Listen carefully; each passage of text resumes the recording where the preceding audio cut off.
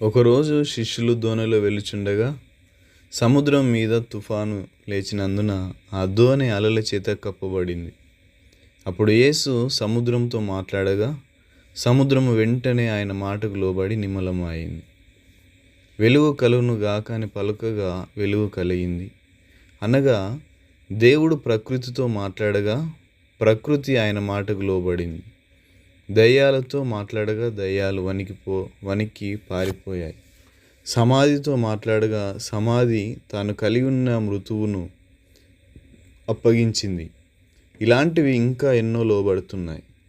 జాగ్రత్తగా పరిశీలిస్తే సమస్తము ఆయన మాటకు లోబడుతున్నాయి, ఒక్క మానవ హృదయం తప్ప.